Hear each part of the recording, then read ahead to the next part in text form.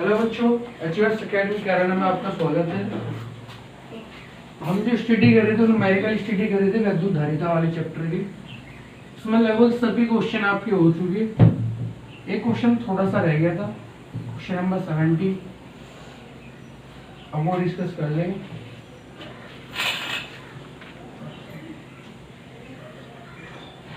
तो सभी question number 70 का सेकंड पार्ट देखेंगे कि हमने इसमें क्या करा था, ऊर्जा तो निकाल दी थी लेकिन प्रति सेकंड बैटरी द्वारा दी गई ऊर्जा का मान रह गया था। ठीक है, अब देखो इसमें कि मान क्या दे रखे आपको, C1 C2 तो दे रखे थे। अभी तुल्य धारिता कितने आई थी निकल के वो बताओ मुझे। 2.4 आई थी क्या? 2.4 माइक्रोफैराड। ये आपका C निकल का आ गया था। और ये 20 वोल्ट की बैटरी तो V बराबर 20 वोल्ट हो गया था आपका। और हमें अब U का मान निकालना है। किसका मान निकालना? U का।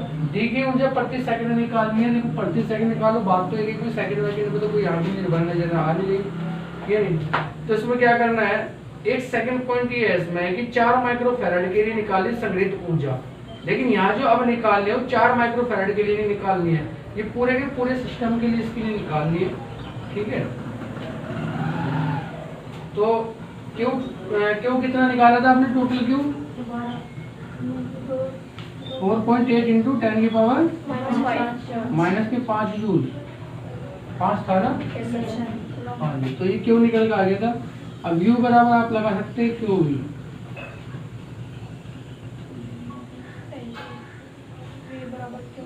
क्यों भी लगा लो।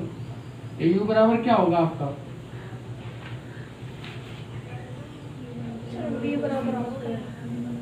आप ऐसे करो, CRV पता है ना, तो U बराबर हाफ CV स्क्वायर लगा दो आप डायरेक्ट। 1/2 C का मान कितना? 2.4 इंटू 10 की power minus 6 into V square 20 into 20। 2 से क्या 10 टाइम्स।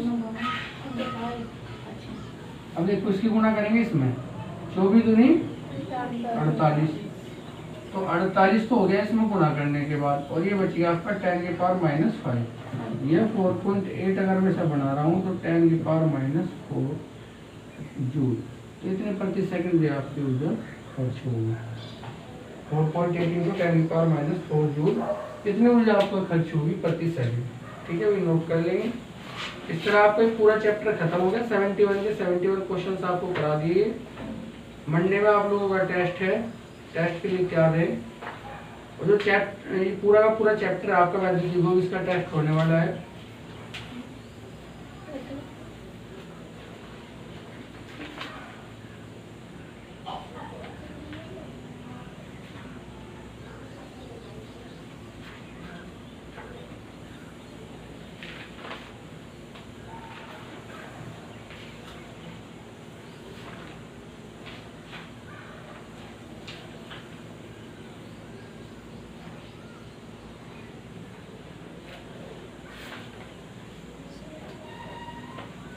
इससे आगे हम नेक्स्ट शुरू करेंगे भाई।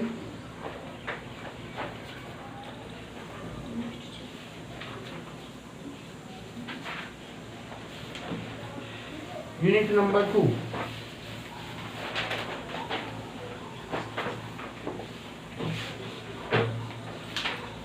यूनिट नंबर 2 आपका है वैद्युत चालन।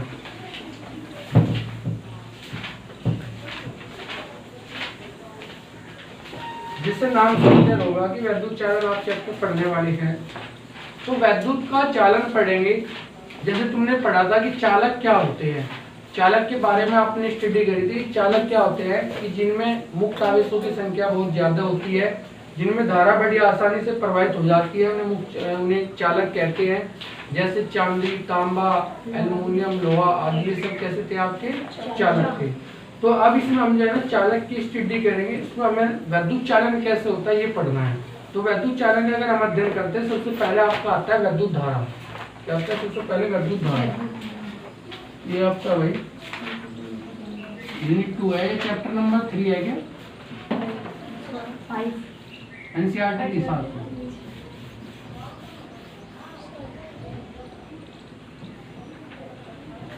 वैद्युत चालन तो सबसे पहला आता है आपका वैद्युत धारा। इलेक्ट्रिक करंट, ठीक है। तो वैद्युत धारा किसे कहते हैं कि मान लिया कोई चालक है आपका, कोई तार है आपका, उसमें क्या होता है, आवेशों का प्रवाह होता है, वैद्युत आवेश आपके प्रवाहित होते रहते हैं, तो वैद्युत आवेश के प्रवाह की अवस्था को वैद्युत धारा कहते हैं। लेकिन अगर हम इसकी प्रॉपर डेफिनेशन आपको बताएं कि जो आपके आवेश होते हैं वो किसी एक दिशा में प्रवाहित हो रहे हैं मान लिया, और उनके नेट आवेश प्रवाह को आप फाइंड करते हैं, तो वो भी उसकी वैद्युत धारा कहलाती है। या फिर हम कह देते हैं कि अगर समय को कंसीडर करें तो हम कह देते हैं कि आवेशों के प्रवाह की दर को वैद्युत धारा कहते हैं, या फिर एकांक समय में प्रवाहित आवेश की मात्रा को वैद्युत धारा कहते हैं। ठीक है, सारी जितनी भी डेफिनेशन मैं आपको बता रहा हूँ ये सब आपकी वैद्युत धारा से संबंधित है।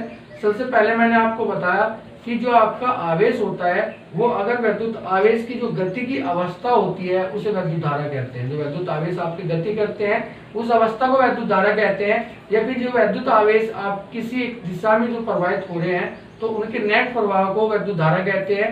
या फिर वैद्युत आवेशों के प्रवाह की दर को वैद्युत धारा कहते हैं। या फिर एकांक समय में प्रवाहित वैद्युत आवेश की मात्रा को वैद्युत धारा कहते हैं। तो ये आपका जो है ना वैद्युत धारा होता है। तो अगर मैं इसकी छोटी सी एक डेफिनेशन आपको लिखाऊं जो आपने 10th क्लास में भी पढ़ी होगी कि वैद्युत धारा होता क्या है। ठीक है, तो वैद्युत धारा के लिए पढ़ेंगे कि I बराबर होता है, I से डिनोट कर देते हैं, प्रदर्शित करते हैं, I बराबर Q बटे T। यहाँ से परिभाषा निकल के आती है कि किसी चालक के किसी अनुप्रस्थ काट से वैद्युत आवेश के प्रवाह की दर को वैद्युत धारा कहते हैं। अर्थात कोई आपका चालक है, उस चालक के अनुप्रस्थ काट से, ठीक है, उसके अनुप्रस्थ काट से, अनुप्रस्थ काट मतलब उसका जो भी आप शेप लेकर चल रहे हैं, ठीक है, उस काट से प्रवाहित आवेश प्रवाह या फिर होकर जाने वाले आवेश के प्रवाह की दर को वैद्युत धारा कहते हैं। ठीक है, तो इसकी परिभाषा नोट कर लेंगे सबसे पहले। ठीक है, इसका मैं इसे पर पहले इसका मात्रक भी कंसीडर कर दूं, फिर इसकी मैं डेफिनेशन लिखाऊंगा। मात्रक क्या हो जाएगा इसका, भाई क्यों का कूलाम हो गया और ये हो गया पर सेकंड। ये तो होता है कूलाम पर सेकंड, या इसका मात्रक होता है एम्पियर। दोनों मात्रक आपके जो है ना वैद्युत धारा के होते हैं। ठीक है, विमेय सूत्र अगर मैं इसका निकालूं, यहाँ से विमा निकालूं इसकी, तो विमा क्या होगी, क्योंकि होती है 80 और इसकी टी। और पहली बात तो आपको पता ही होनी चाहिए कि वैद्युत धारा की विमा कितनी होती है आपकी, क्योंकि ये तो एक आपकी कैसी राशि है, ये आपकी मूल राशि है, तो विमा इसकी ये होती है। ठीक है, तो अब आप इसकी सबसे पहले डेफिनेशन नोट कर लेंगे।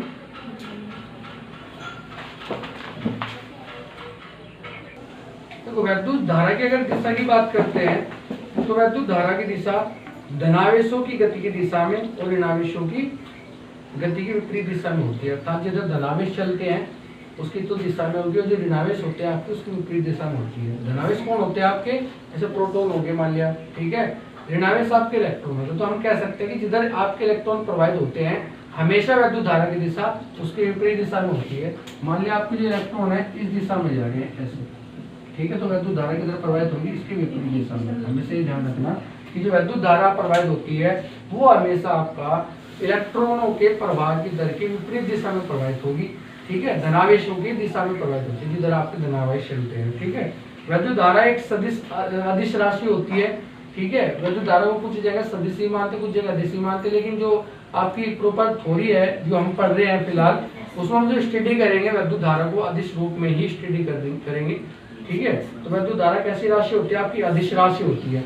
नेक्स्ट इसमें एक डेफिनेशन आती है, छोटी छोटी सी आपकी डेफिनेशन है, आपको पता होनी चाहिए।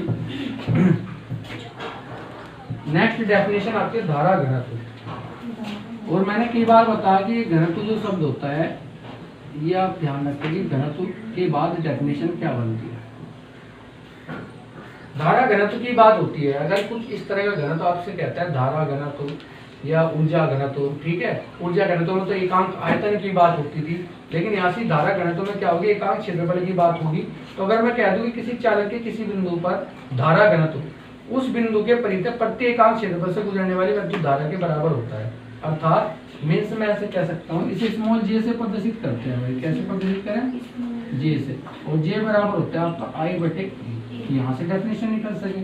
ठीक है, किसी चालक के अनुप्रस्थ काट के एकांक क्षेत्रफल से गुजरने वाली वैद्युत धारा के मान को उसका धारा घनत्व कहते हैं, ठीक है। या फिर जैसे आपको प्रॉपर डेफिनेशन मैंने बताया, किसी चालक में किसी बिंदु पर धारा घनत्व उस बिंदु के परितः प्रति एकांक क्षेत्रफल से गुजरने वाली विद्युत धारा के मान के बराबर होता है। तो इसके आपकी धारा घनत्व की आपकी परिभाषा हो जाएगी, ठीक है। ये आपकी एक सदिश राशि होती है। कैसी राशि होती है? सदिश राशि होती है। और इसे हम जे वेक्टर भी आप यहाँ से लिख सकते हैं, ठीक है। अगर मान लिया इससे गुजार रहे हैं, ये हो गया मान लिया आपको कोई, इससे जो है ना गुजरने वाली धारा निकाले, इसका ए क्षेत्रफल है आपको। बात समझ में आ गई भाई? इससे गुजरने वाली अगर आप विद्युत धारा निकाल लें, मान लीजिए विद्युत क्षेत्र आपका ऐसे उत्पन्न है, ठीक है भाई। अगर हम क्या करें कि इसे जो ये आपको नजर आ रही है आकृति, ये आपकी ऐसे ना होके ये किसी झुकाव कोण पर आपको नजर आ रहा है, ये ऐसे हो जाए, ठीक है। तो और अभी जो इनके बीच का एंगल है ये हो जाएगा आपका थीटा। ये मान लिया क्षेत्रफल ए था, ये कितना हो जाएगा आपका? ए कोस थीटा। बात समझ में आई भाई? पहले क्षेत्रफल ए था, अब कितना हो गया? ए कोस थीटा। बात समझ में आ रही? तो ये क्षेत्रफल हो गया आपके, क्षेत्रफल की दिशा होगी, विद्युत क्षेत्र की दिशा होगी आपकी, ठीक है। तो हम कह सकते हैं कि मान लीजिए ऐसे झुक रहा है ऐसे, तो ये आपका ऐसे भी दिखा सकते हैं। ये थीटा कोण पे है, कितने कोण पे है आपका? थीटा कोण पे है। बात समझ में आई भाई? तो ये थीटा कोण पे है, तो कैसे कंसीडर करेंगे हम? इसे ले सकते हैं कि तब जे बराबर आपका हो जाएगा स्मॉल जे आई बटे ए कोस थीटा। तो सूत्र आपका ये भी हो सकता है, आपका सूत्र ये भी लग सकता है। तो जे बराबर आई बटे ए कोस थीटा कहाँ लगेगा? अगर झुकाव कोण आपका क्षेत्रफल का जो कोण दे रखा है क्षैतिज के साथ, तो थीटा कोण दिया हुआ है, तो आपका ये हो जाएगा ए कोस थीटा। बात समझ में आई? आप इसे और कैसे कर सकते हैं कि आई बराबर हो जाएगा आपका जे ए कोस थीटा। और अगर मैं इसे ऐसे भी तो लिख सकते हैं सर कि जे ए कोस थीटा किसके बराबर हो जाएगा? Vector J dot vector A. तो आई का मान हो जाता है vector J dot vector A. Clear है? ये समझ में आ गया होगा। ये धारा घनत्व है आपका। मात्रक अगर मैं धारा घनत्व का निकाल रहा हूँ, वो आपको क्लियर हो जाना चाहिए कि मात्रक क्या होगा। ए का होता है एम्पियर और इसका होता है मीटर स्क्वायर। तो ampere per metre square, ampere per metre square आपका इसका मात्रक होगा, ठीक है। वीमा क्या होगी? वीमा भी मैं इसे निकाल के दिखा रहा आपको कि वीमा क्या हो जाएगी? एम्पियर की तो ए होगी और इसकी एल स्क्वायर हो जाएगी मीटर की, तो ए एल की पावर -2, ठीक है। तो ये होता है आपका भाई धारा घनत्व। ये आपका धारा घनत्व होता है, आप इसे नोट कर लेंगे, ठीक है। सबसे पहले आप इसकी डेफिनेशन नोट करेंगे। तो नीचे एक लाइन और लिख लियो भाई, ये एक सदिश राशि है, एक सदिश राशि होती है, ये हमेशा ध्यान रखेंगे, ठीक है। तो ये समझ में आ गया होगा। बड़ा छोटा सा टॉपिक है आपका ये, और बड़ी छोटी छोटी सी डेफिनेशन है, लेकिन पता होना जरूरी है कि धारा घनत्व क्या होता है, विद्युत धारा क्या होता है आपका। आगे आप पढ़ोगे विद्युत चालन, हेडिंग डाल देंगे विद्युत चालन, ये चैप्टर का भी नाम है आपका विद्युत चालन।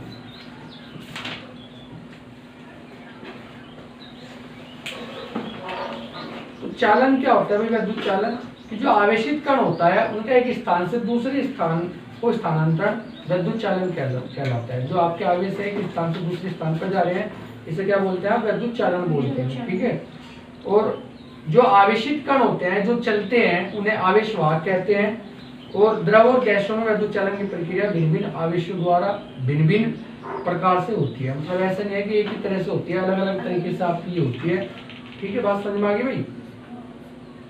तो इसमें जो है आप विद्युत चालन में केवल एक लाइन लिख लेंगे कि आवेशित कणों को ऐसे लिख लेंगे, आवेशित कणों का एक स्थान से दूसरे स्थान को स्थानांतरण विद्युत चालन कहलाता है। एक लाइन की डेफिनेशन है, ठीक है। आवेशित कणों का एक स्थान से दूसरे स्थान को स्थानांतरण विद्युत चालन कहलाता है।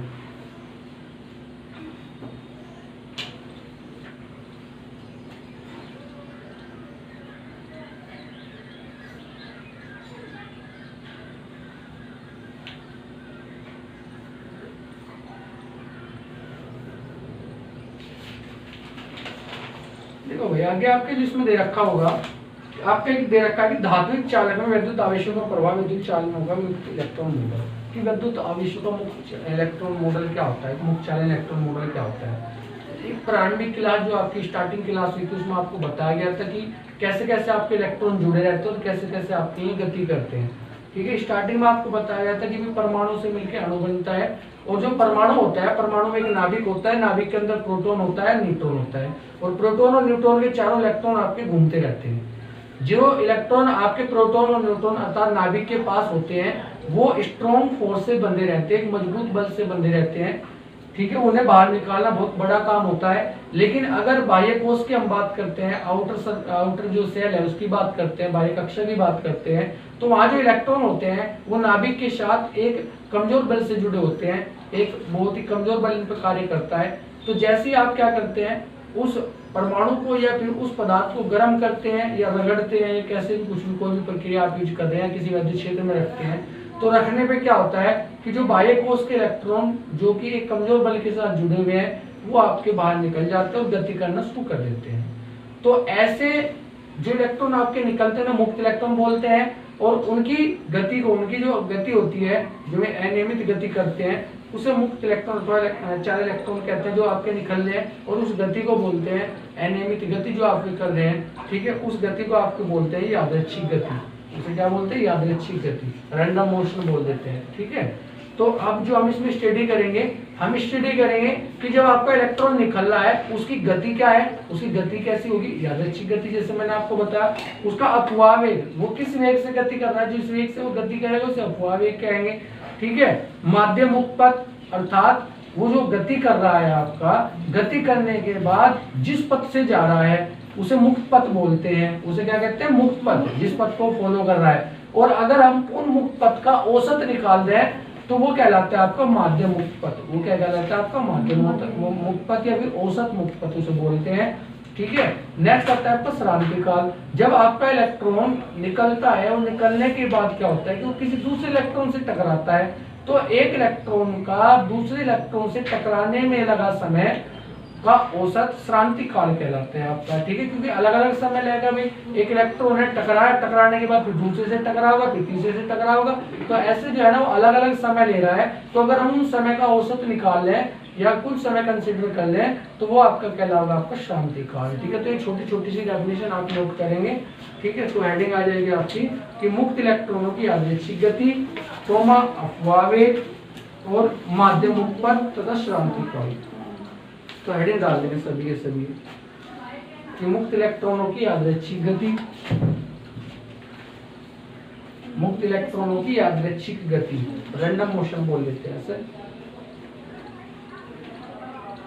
अपवाह वेग, ड्रिफ्ट वेलोसिटी बोलते हैं, याद रखना नाम, कभी कभार एग्जाम में इंग्लिश में पूछ लेते हैं कि ड्रिफ्ट वेलोसिटी किसे कहते हैं। इसके नाम अलग अलग होते हैं, अपवाह या अनुगमन वेग, अनुगमन वेग भी इसे बोलते हैं, अपवाह या अनुगमन वेग। वेरी इंपॉर्टेंट डेफिनेशन है भाई एग्जाम के लिए, ध्यान रखना, अपवाह या अनुगमन वेग। और इस चैप्टर का मैं आपको बता दूं, इस चैप्टर के स्टार्टिंग से क्वेश्चन निकलते हैं 100%, आना ही आना है, अपवाह या अनुगमन वेग। और आगे चलेंगे इसमें और हो जाएगा आपका माध्य मुक्त पथ तथा श्रांति काल। और छोटी छोटी सी एक लाइन की डेफिनेशन हमें लिखनी है इसमें।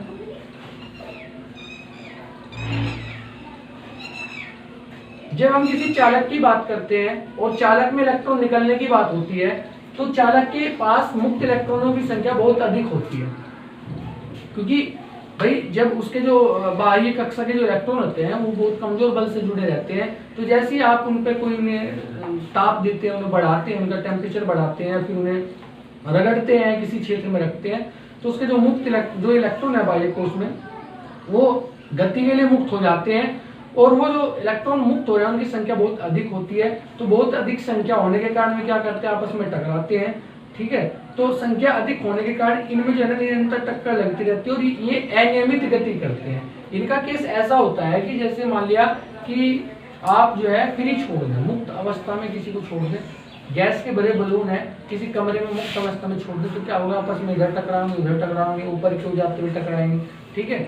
तो ऐसा इनका काम होता है कि जब ये आपस में टकराते हैं तो इनकी गति जो हो जाती है वो अनियमित गति हो जाती है और इस गति को बोलते हैं यादृच्छिक गति। इसे क्या बोलते हैं? यादृच्छिक गति। आगे आता है मुक्त पथ। तो किन्हीं दो कर्मागत इलेक्ट्रॉनों के बीच, जो दो कर्मागत इलेक्ट्रॉनों के बीच क्या होगी? टक्कर होगी। तो उनके टक्करों के बीच मुक्त इलेक्ट्रॉन द्वारा चली गई दूरी को इलेक्ट्रॉन का मुक्त पथ कहते हैं।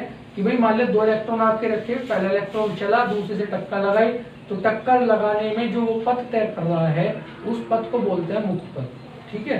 इसके बाद जो मुक्त इलेक्ट्रॉन होते हैं, दो क्रमागत टक्करों के बीच तय की औसत दूरी को क्या कहते हैं? मुक्त इलेक्ट्रॉनों का औसत मुक्त पथ कहते हैं। कि भाई एक इलेक्ट्रॉन है, वो कह रहा है कि पहली टक्कर लगने के बाद फिर दूसरी टक्कर के लिए जा रहा है, तो वो जितना पथ तय कर रहा है उसका औसत कहलाता है आपका मुक्त पथ। क्या कहलाता है? मुक्त पथ। इसे लैम्बडा से प्रदर्शित करते हैं। मुक्त पथ को कैसे प्रदर्शित करते हैं? लैम्बडा से।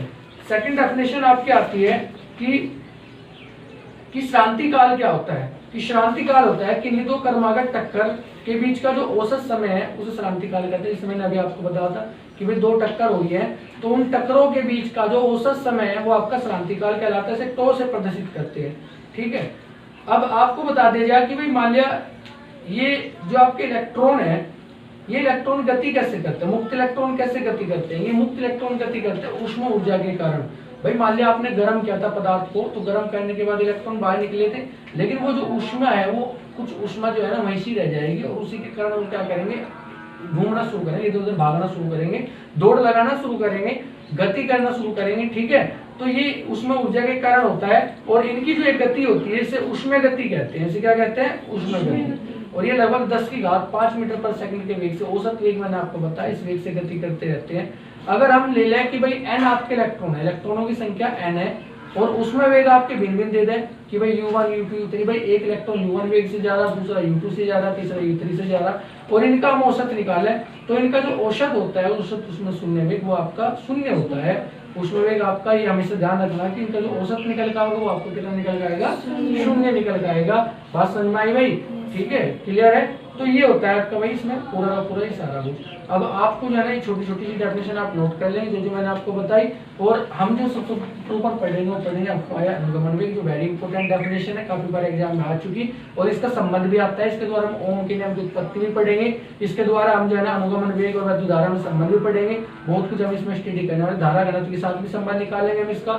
ठीक है, तो ये बहुत सारा जो है ना क्वेश्चन बीच में से कहीं से भी निकल के आ जाता है। ठीक है, तो ये इंपॉर्टेंट है आपके लिए। ऊष्मा वेग की अगर हम बात करें, ऊष्मा वेग कैसा? औसत ऊष्मा वेग की बात कर रहे हैं हम। अगर ऊष्मा वेग भिन्न u1 u2 u3 dot dot un है, तब औसत ऊष्मा वेग आपको हो जाएगा u1 plus u2 plus u3 un बटे n और बराबर होगा v। ये हमेशा ध्यान रखना कि इसका मान कितना हो जाएगा आपका 0। ठीक है, इससे होता है आपका उसमें एक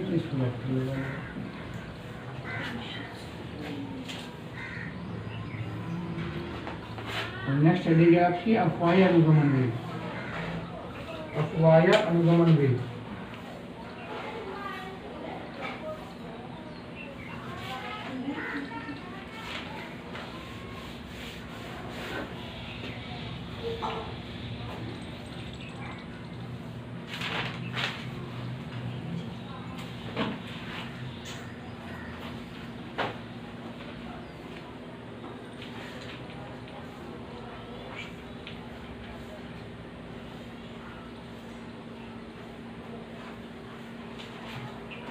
देखो भाई आगे बात करते हैं मुक्त इलेक्ट्रॉनों का अपवाय अनुगमन वेग।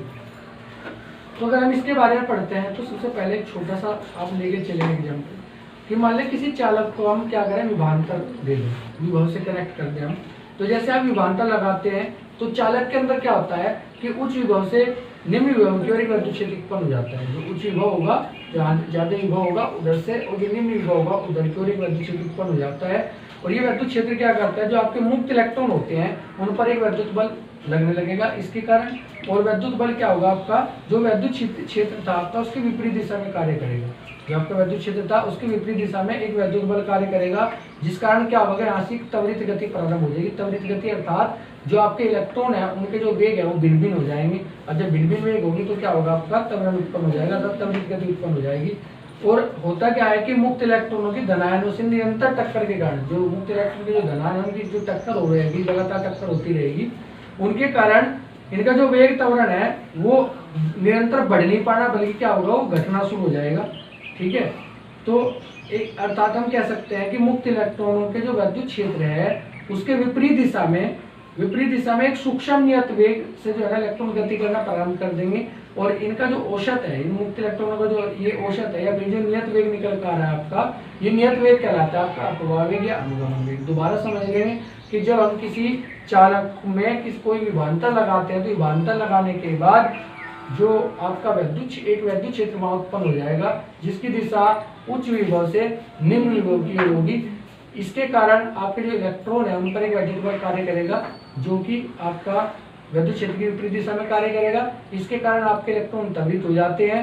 इलेक्ट्रॉन त्वरित हो जाएंगे तो क्या होगा, उनका जो वेग है वो निरंतर वेग घटता रहेगा, ठीक है, निरंतर वेग घटना शुरू हो जाएगा और एक जो है ना एक वैद्युत क्षेत्र उत्पन्न हो जाएगा यहाँ पर जिसकी दिशा इनकी गति का विरोध करेगा था, विपरीत दिशा में कार्य करेगी, ठीक है। या फिर कह सकते हैं कुछ मुक्त इलेक्ट्रॉन आपके विपरीत दिशा में कार्य करना शुरू करेंगे किसी वेग से, उस वेग को बोलते हैं अपवाह या अनुगमन वेग, ठीक है।